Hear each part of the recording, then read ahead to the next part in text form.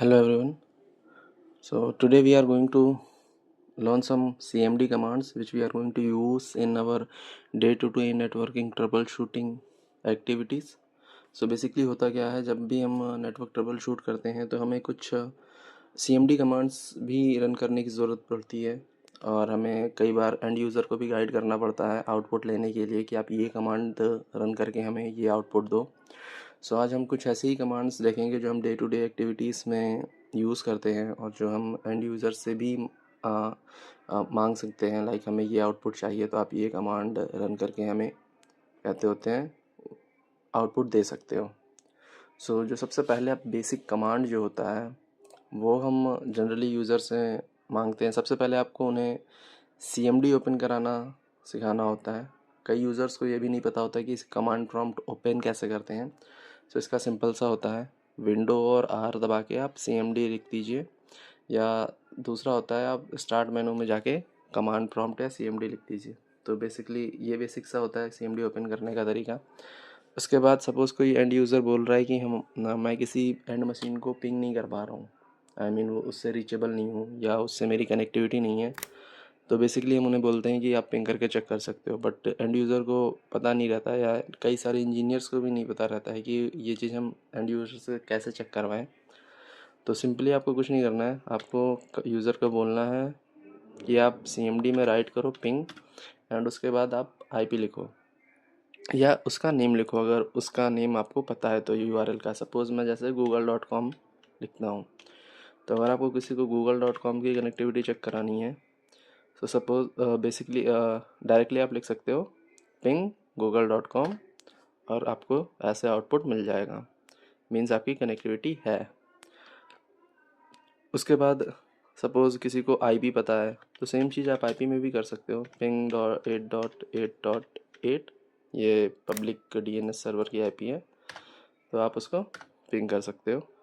तो आप देख सकते हो जब मैंने IP से पिंग किया तो IP भी आ रही है। So these are the basic commands जो हम यूज़र्स को बता सकते हैं पिंग कनेक्टिविटी चेक करने के लिए। उसके बाद कई बार यूज़र बोलते हैं कनेक्टिविटी इशू आ रहा है। अब नेटवर्क इंजीनियर को ये भी कंफर्म करना है कि भाई उसका DNS कॉन्फ़िगर है कि नहीं है, उसका जो DNS सर्वर कॉन्फ़िगर है वो उस URL को रिज़ॉल्व कर पा रहा है कि नहीं। बेसिकली DNS का काम यही होता है कि URL को रिज़ॉल्व करना, name to IP, IP to name.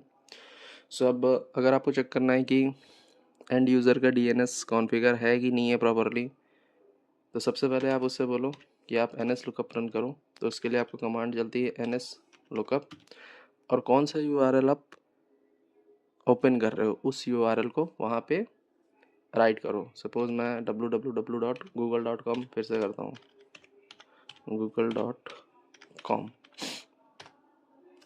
देखिए ये यहाँ पे आ गया नेम और ये आ गया एड्रेस और ये इसका IPv4 एड्रेस, ये IPv6 एड्रेस है।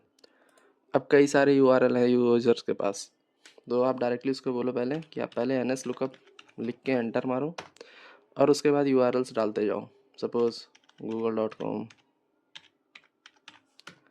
ठीक है, सपोज़ youtube.com, gmail.com। सो ये सारे उसके URLs हैं। ये URL हुआ, ये उसकी रिजॉल्व IP हुई, ठीक है। अब हमें ये चेक करना है कि Ctrl+C and then CLS is used for clear screen, ठीक है। अब हमें सपोज़ एंड यूज़र से बोलना है कि या हमें एंड यूज़र कुछ बोल रहा है कि भाई IP रिजॉल्व नहीं हो रही है या कुछ एरर आ रहा है, ठीक है। सपोज़ अभी मैं दिखाऊँ आपको एरर भी कैसे आ सकता है। तो nslookup.com और हम क्या सर्च करें, कुछ ऐसा जिससे कहते होते हैं कि एरर आए। तो सपोज़ मैंने ये सर्च किया .com, तो अब देखो यहाँ पे एरर आ रहा है, unknown can't find this URL, non existent domain, ठीक है। अब सपोज एंड यूज़र बोल रहा है कि भाई ये चीज़ ये एरर आ रहा है, ठीक है। वो यूआरएल यहाँ पे तो हमने जानबूझ के गलत यूआरएल डाला है, बट एंड यूज़र बोलता है कि भाई मैं यूआरएल तो सही डाल रहा हूँ बट मेरा ये एरर आ रहा है। तो उस केस में आप क्या करोगे, आप एंड यूज़र से बोलोगे कि आप अपना डीएनएस दो और आप उससे आईपी भी मांगोगे। तो सपोज़ अगर आपको एंड यूज़र से आईपी लेनी है तो अब एंड यूज़र बोलेगा कि मैं आईपी कहाँ से दूँ, तो आप उसको बेसिकली सिंपली बोलोगे कि आप कमांड रन करो IP कॉन्फ़िग। ठीक है, IP कॉन्फ़िग उसने रन किया तो उसमें क्या होगा, उसको ये एंड यूज़र का IP आ गया। ठीक है, IP एड्रेस, ये सबनेट मास्क आ गया, ये गेटवे आ गया एंड यूज़र का। तो आप उससे ये डिटेल्स ले लोगे। ठीक है, अब जैसे मैं अभी इथरनेट से कनेक्टेड हूँ तो ये इथरनेट का आएगा। अगर सपोज़ एंड यूज़र वायरलेस या वाईफाई से कनेक्टेड होगा तो उसका यहाँ पे एड्रेस आना चाहिए। ठीक है, इसी तरह आप जिस चीज़ से भी कनेक्टेड रहोगे उसका एड्रेस ही यूज़र से मांगोगे। अगर वो वाईफाई से भी कनेक्टेड है और ईथरनेट से भी कनेक्टेड है तो उस केस में आपको ईथरनेट का लेना है, क्योंकि ईथरनेट की प्रायोरिटी जो होती है वो हाई होती है वाईफाई के कनेक्शन से। आपको एग्जांपल देके समझाता हूँ मैं।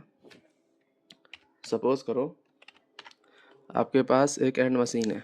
ठीक है, अ, अ,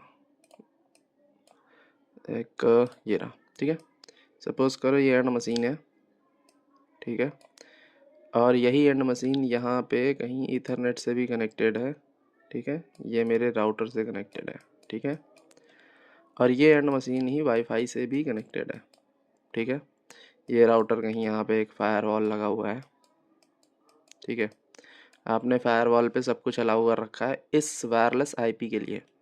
वायरलेस से जो कनेक्टिविटी है उसके लिए आपने सब कुछ इस पर अलाउ कर रखा है। अब क्या हो रहा है, ये जो एंड मशीन है ये ईथरनेट से कनेक्टेड है। ठीक है, और आपने अलाउ कर रखा है वाईफाई के लिए। अब एंड यूज़र को सपोज़ करो आपने गूगल अलाउ कर रखा है इसके लिए। अब ये एंड यूज़र गूगल ओपन कर रहा है यहाँ पे। ठीक है, यहाँ पे google.com ओपन करके इस ISP के पास रिक्वेस्ट भेज रहा है, भेजना चाह रहा है मीन। लेकिन वो रिक्वेस्ट जाएगी नहीं। क्यों नहीं जाएगी, क्योंकि वो at a same time Ethernet से भी कनेक्टेड है और वायरलेस से भी कनेक्टेड है। और जो आपने रूल बनाया है फायरवॉल पे वो आपने बनाया है वाईफाई के लिए। लेकिन जो ईथरनेट की प्रायोरिटी होती है वो होती है लोअर वाईफाई के प्रायोरिटी से। लोअर प्रायोरिटी प्रेफर होती है ओवर द हायर प्रायोरिटी। ठीक है, सो इस केस में क्या होगा, जो उसकी रिक्वेस्ट निकलेगी वो निकलेगी ईथरनेट से। बट हमने कोई रूल बनाया ही नहीं है ईथरनेट आईपी के लिए, हमने तो रूल अलाउ किया है वायरलेस वाली आईपी के लिए। सो इस केस में क्या होगा कि वो एंड यूज़र गूगल से कनेक्ट कर नहीं पाएगा। उसके लिए हमें ईथरनेट से भी पॉलिसी बनानी पड़ेगी। तो ये एक रियल टाइम का एग्ज़ाम्पल दे रहा हूँ जो मैंने फेस किया है, क्योंकि हमने जो आईपी अलाउ की थी वो वाईफाई की थी, बट एंड यूज़र अपने ईथरनेट से भी कनेक्टेड था और वो कह रहा था कि मैं एक्सेस नहीं कर पा रहा हूँ गूगल को, या जो भी वेबसाइट थी पब्लिक वेबसाइट वो उसको एक्सेस नहीं कर पा रहा था। तो जब हमने चेक किया तो एंड यूज़र वो हमें ये आईपी भी बता रहा था और वायरलेस की आईपी भी बता रहा था। सपोज़ ये वायरलेस की आईपी है तो वो ये भी बता रहा है। अब हम जब रिक्वेस्ट चेक कर रहे हैं तो हमें तो अलाउ मिल रहा है, बट एंड यूज़र कह रहा है कि मैं एक्सेस नहीं कर पा रहा हूँ। तो उस केस में फिर हमें उसकी रिमोट पे लेना पड़ा, फिर चेक करना पड़ा और उसके बाद हमने फिगर आउट किया कि ये ईथरनेट से भी कनेक्टेड है और वाईफाई से भी कनेक्टेड है।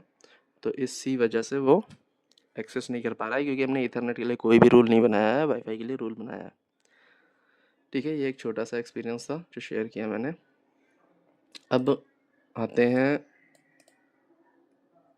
कहते होते हैं दोबारा से अपने टॉपिक पे जो था कमांड्स के लिए। ठीक है, तो ये कमांड होती है IP कॉन्फ़िग, जिससे आप चेक कर सकते हो IP यूज़र्स की। और एक और कमांड होती है इसकी जिसका होता है IP कॉन्फ़िग /all। अब इसमें क्या होता है और उसमें क्या होता है, अगर आप नोटिस, अब वो तो हट गई, अगर आप देखोगे तो IP कॉन्फ़िग में DNS का आउटपुट आपको नहीं मिल रहा था। अगर मैं दिखाऊं, आप ही दिखा दूंगा, DNS का आउटपुट नहीं मिल रहा था। अब अगर आपको याद हो तो उसमें खाली वीडियो बैक करके भी देख सकते हो, उसमें खाली ये IP दिख रही थी, ये सबनेट मास्क दिख रहा था और ये डिफ़ॉल्ट गेटवे दिख रहा था। बट यहाँ जब आप IP कॉन्फ़िग /all करते हो तो यहाँ पे देखो कंप्यूटर का नाम भी दिख रहा है मेरे, जो कि मेरा नाम लिखा हुआ है यहाँ पे, डिस्क्रिप्शन भी दिख रही है, और कहते होते हैं DHCP इनेबल्ड है कि नहीं, ये सारी चीज़ें भी दिख रही हैं, IP भी दिख रहा है, सबनेट मास्क भी दिख रहा है, गेटवे भी दिख रहा है, सब कुछ दिख रहा है। बट साथ में ही मुझे DNS सर्वर भी दिख रहा है, DNS सर्वर की क्या IP है। ठीक है, तो ये DNS सर्वर हम उस केस में चेक करेंगे, सपोज यूज़र बोल रहा है कि मेरा गूगल ओपन नहीं हो रहा है, मुझे एरर आ रहा है, या आप जब ट्रबल शूट कर रहे हो तो आपको एरर आ रहा है अननोन का, तो उस केस में हमें ये DNS चेक करना पड़ता है कि DNS सही कॉन्फ़िगर है कि नहीं है। यहाँ पे तो ये पब्लिक DNS कॉन्फ़िगर है, चाहे मेरे जो भी मेरा ISP है उसका DNS कॉन्फ़िगर होगा, बट कंपनीज में क्या होता है वो अपना खुद का DNS बना के रखते हैं और उसकी IPs यहाँ पे रहती हैं। ठीक है, ये हो गई DNS की कमांड। अब हम नेक्स्ट कमांड देखते हैं, जो कि एक और अच्छी ट्रबल शूटिंग कमांड है, जिसका नाम है ट्रेस राउट। ठीक है, सो ट्रेस राउट, और ये 8.8.8। सपोज मैं ये ट्रेस राउट का मतलब क्या होता है पहले ये बताता हूँ। ट्रेस राउट जो कमांड है इसका काम होता है कि आपका ट्रैफिक ओवर द इंटरनेट कैसे जा रहा है। ये आपका PC है, सपोज ये स्विच से कनेक्टेड है, फिर ये राउटर से कनेक्टेड है, फिर ये फायरवॉल से कनेक्टेड है, ये फायरवॉल ISP से कनेक्टेड है। ठीक है, ये ISP से कनेक्टेड है, ये ISP कहीं किसी और राउटर से कनेक्टेड है। ठीक है, सॉरी, ये ISP कहीं किसी और राउटर से कनेक्टेड है, वो राउटर कहीं किसी स्विच से, और फिर इस स्विच पे ये कोई सर्वर कनेक्टेड है। ठीक है, अब सपोज़ आपने यहाँ से ये रिक्वेस्ट इनिशिएट की यहाँ के लिए। ठीक है, सपोज़ इसका IP है 8.8.8.8। आपने यहाँ के लिए रिक्वेस्ट इनिशिएट की अपने इस PC से। ठीक है, तो ये रिक्वेस्ट जाएगी कैसे, कितने होप्स आ रहे हैं बीच में, उस चीज़ को हम चेक करते हैं ट्रेस राउट से। ट्रेस राउट कमांड होती है, उससे चेक करते हैं। तो वो कैसे होगा, आपको यहाँ पे आना है, राइट करना है ट्रेस राउट, एंड उस IP को या URL को लिखना है और एंटर मार देना है। ओके, एक्चुअली ये एरर नहीं है, CMD जो हम विंडोज़ यूज़ करते हैं उसमें कमांड चलती है ट्रेस राउट की जगह ट्रेस RT। अब मैं एक्चुअली आजकल अरिस्टा पे काम कर रहा हूँ, तो वहाँ पे ट्रेस राउट ही कमांड चलती है, तो इसलिए मैंने ट्रेस राउट लिख दिया, ट्रेस RT 8.8.8.8। ठीक है, अब देखो ये क्या कर रहा है, ये ट्रेस कर रहा है पाथ, कैसे कैसे पाथ जा रहा है। सपोज़ ये गया, पहले ट्रैफिक निकला, ये गया मेरे गेटवे पे जो कि मेरा राउटर होगा, उसके बाद ये मेरे राउटर के बाद जाएगा पब्लिक IP पे जो मेरे ISP का IP होगा। ट्रेस राउट बेसिकली क्या करता है, आपको end to end hops show करता है कि कितने होप्स के बाद आपका आपकी डेस्टिनेशन है। ठीक है, तो वो चीज़ यहाँ पे शो होती है ट्रेस राउट में। फॉर सम रीज़न ये यहाँ पे स्टक हो गया है। ओके, नहीं स्टक नहीं हुआ है, वो टाइम ले रहा है। ठीक है, सपोज़ यहाँ पे ये आ गया, देखो ये IP सारी है, ये होगी ISP के इंटरनल IPs, जो भी सर्विस प्रोवाइडर नेटवर्क होता है वो बेसिकली इनसाइड द अपने ऑर्गेनाइजेशन में पब्लिक की जगह प्राइवेट IP यूज़ करते हैं। देन ये again public IP, same like this way, ये जब तक इस डेस्टिनेशन पे पहुंचेगा नहीं, ये ट्रेस राउट चलता रहेगा। तो आप अपने पास इस चीज़ को चेक कर सकते हो। उसके बाद एक और कमांड आती है जिसका नाम होता है, अगर आपको ARP टेबल देखना है कि आपके सिस्टम में, मतलब विंडो PC में ARP किस किस का शो कर रहा है, तो इसकी कमांड ये है, इस IP के करस्पॉन्डेंस कौन सा ARP है, जैसे ये ब्रॉडकास्ट ARP है, इसके करस्पॉन्डेंस कौन सा ARP है। तो इस तरीके से आप चेक कर सकते हो कि किस IP की करस्पॉन्डेंस कौन सा ARP एंट्री है। इसी तरह एक कमांड होती है जिसका नाम होता है, अगर आपको जैसे हम राउटर में राउटिंग टेबल चेक करते हैं, उसके लिए हम कमांड चलाते हैं show I P route. But अगर आपको CMD में चीज़ चेक करनी है तो आपका लिखना पड़ेगा राउट प्रिंट। राउट प्रिंट से क्या होगा, आपको राउटिंग टेबल शो करेगा इसका, ठीक है। अब देखो, जैसे यहाँ पे आप देख सकते हो, ये रहा डेस्टिनेशन 0000, मतलब अगर राउटिंग टेबल में एंट्री नहीं है तो वो इधर की तरफ जाएगा। नेट मास्क 0 कुछ भी आए, कहीं से भी आए, वो इस तरफ जाएगा। ये रहा मेरा गेटवे, ये रहा मेरा इंटरफेस जिससे मैं कनेक्टेड हूँ। ठीक है। ये देखिए, ये जो मैं प्रायोरिटी बोल रहा था, मैट्रिक होता है जो मैंने अभी एग्जांपल में बताया था ना, ईथरनेट और वायरलेस वाला एग्जांपल, ये मैट्रिक की बात कर रहा था मैं, ठीक है। अब देखो 25 इसकी मैट्रिक है।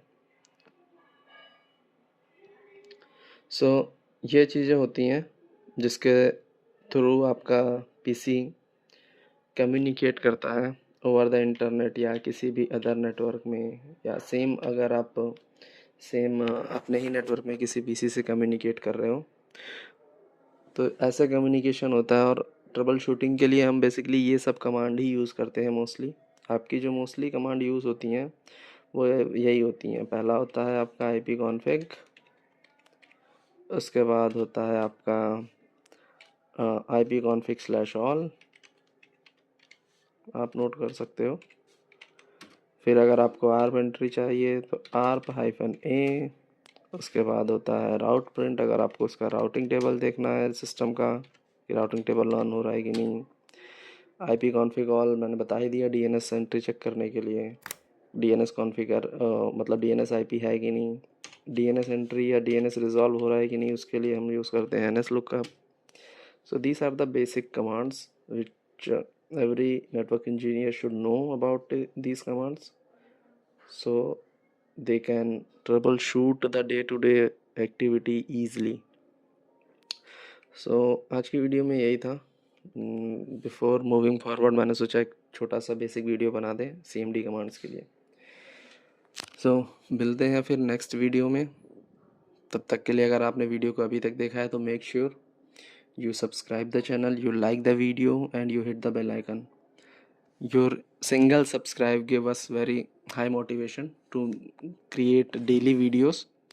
So प्लीज़ चैनल को सब्सक्राइब करो और वीडियो को लाइक करो। सो मिलते हैं नेक्स्ट वीडियो में, तब तक के लिए keep learning and thank you for watching the video.